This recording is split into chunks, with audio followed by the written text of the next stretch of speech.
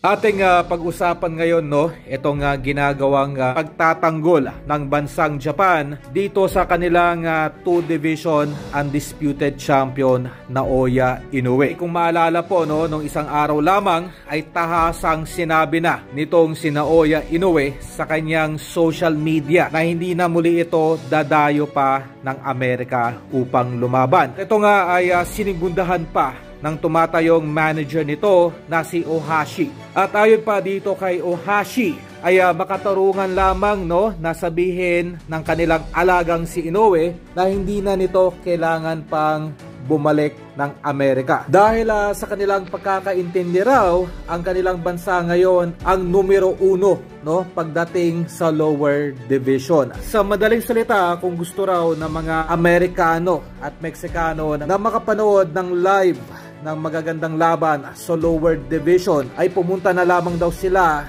sa kanilang baluarte sa Japan. Idinagdag pa nitong nasabing The Japanese Monster Inoue na hindi ito interesado sa ibinibigay na Super Champion belt. Kung maalala po ay bibigyan na sana ng titulong Super Champion belt itong si Naoya Inoue sa 122 sa susunod na linggo. Ganun pa man, ito po ay hindi na matutuloy pa at tahasa na nga pong binawi ng mga sanctioning bodies ang pagbibigay ng nasabing titulo sa Hapon. Para po sa kalaman ng lahat, ang pagbibigay ng Super Champion belt ng nasabing pamunuan ay merong pong kondisyon, na kung saan ay dapat na nga pong bumalik sa Amerika itong si Inoue. Kaya mula dito po ay binigyan din ng The Monster Inoue na hindi nito kailangan ng anumang pagkilala mula sa Amerika.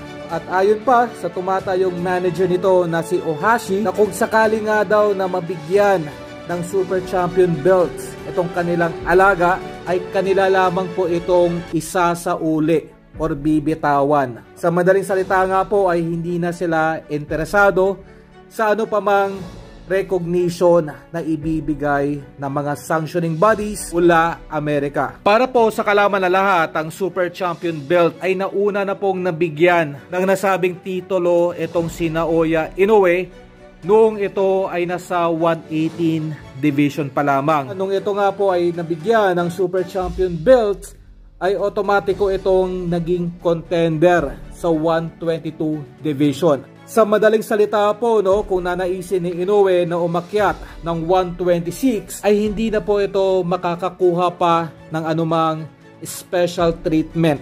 Dahil hindi na nga po ito bibigyan pa na tinatawag na Super Champion belt.